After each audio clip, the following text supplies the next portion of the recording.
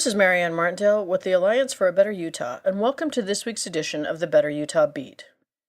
It's not like we're attention-starved in Utah. In fact, we frequently get kudos for our stunning natural habitat, our gainfully employed workforce, and our attractiveness to technology companies. But for some state legislators, it isn't enough to receive accolades for our varied accomplishments. We need attention for our crazy moments, too. Senator Aaron Osmond's recent blog entry for eliminating mandatory public education falls in the latter category. In a blog on the state Senate's website last week, Senator Osmond made the case for eliminating compulsory education. Yep, you heard that right, eliminating compulsory education. The story went national after it was reported on by the Huffington Post, where a huntsman daughter couldn't distance herself fast enough from us. The Daily Beast also reported on it, as well as Esquire. It even made the late-night comedy rounds on the Conan O'Brien show. But what exactly is Osmond's argument? He makes three claims, the first of which is the inflammatory suggestion that we do away with mandatory education. The other claims are how he plans to do it. First, make education a privilege, not a right. Second, remove hourly requirements from education and instead base education on benchmarks completed, such as exams. And third, make parents exclusively responsible for their children's homework, assignments, and classroom behavior. In other words, in order to eliminate compulsory education, you must first eliminate it as a right. Since the Utah Constitution guarantees freely available public education that is free from sectarian control, this would presumably require rewriting the state's constitution. Second, remove incentives for classroom-based learning. Third, remove educational expertise from the teacher.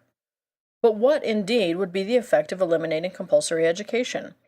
Would it, as Osmond hopes, provide much-needed reform to our educational system? Probably not. In fact, it would likely only increase the divide between the haves and the have-nots in Utah. Children that come from economically advantaged households are already educationally advantaged. After school, parents drive them to soccer games and help them with homework. Those children, whether or not education is mandated, will still receive stellar educations. But what about the poor? There is some concern among Utah's progressives that poor people will suddenly stop educating their children if Osmond's bill is passed. Let's be clear, this sort of piling on the poor has to stop. Utah's conservatives already occupy this shameful ground in their push for such cruel requirements as drug testing for welfare recipients. Osmond's proposal isn't so much a threat to education as it is a boon to those who want to further entrench class distinctions.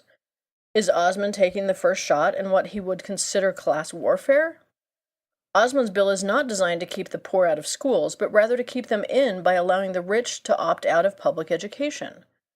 The poor will continue to send their children to school, they just won't be good schools. Instead of improving the quality of education for everyone, Osmond's plan, in effect, creates two educational systems.